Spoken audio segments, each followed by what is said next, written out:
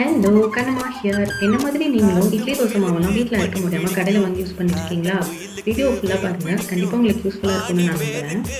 அமுதம் வச்சுட்டு என்னால் நார்மலாக வீட்டில் இருக்க வேலையை பார்க்க முடியல. மாவெல்லாம் அரைக்க விட்டுருவேன்னா கண்டிப்பாக விட மாட்டான். நானும் வீட்டில் வந்து அரைக்க முடியாமல் கடையில் வாங்கி யூஸ் பண்ணியிருக்கேன். வீட்டு பக்கத்தில் பார்த்தீங்கன்னா ஒரு 2-3 மாவு கடை இருக்குது. எனக்கு எங்கேயுமே செட்டே ஆகிறதில்ல. இன்றைக்கி என்ன ஆச்சுன்னு பார்த்தீங்கன்னா, ஹஸ்பண்டுக்கு வந்து ஆஃபீஸ் டைம் ஆகிடுச்சின்னு சொல்லிட்டு ஸ்விக்கியில் தான் ஆர்டர் போட்டு சொல்லிட்டாரு. நானும் ஆர்டர் போட்டிருந்தேன். மாவு ஆர்டர் பண்ணும்போது எனக்கு வந்து ரொம்ப பெரிய கன்ஃபியூஷன். ஏன்னா நான் வந்து மாவு ஆர்டர் போட்டது கிடையாது, கடையில் தான் வாங்கியிருக்கோம். அதனால் எந்த பிராண்டுன்னு சொல்லிட்டு பார்த்தீங்கன்னா எல்லாம் பார்த்தீங்கன்னா ரேட்லாம் அதிகமாக இருந்தது, பெரிய பெரிய பிராண்டாக இருந்தது. எனக்கு டக்குன்னு வந்து பளிச்சுன்னு கிளிக் ஆச்சு. நல்லா மஞ்சள் கலரில் வந்து உதயம் அப்படின்னு போட்டிருந்தது.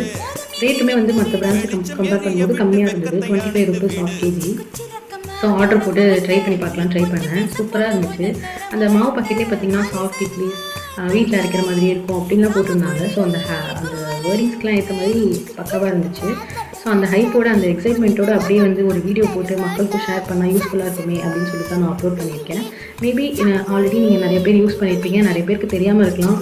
ஸோ தெரியாதவங்க தெரிஞ்சுக்கோங்க, தெரிஞ்சுட்டு ஆர்டர் போட்டு யூஸ் பண்ணுங்கள். நல்லா சாப்பிட்டு என்ஜாய் பண்ணுங்கள்.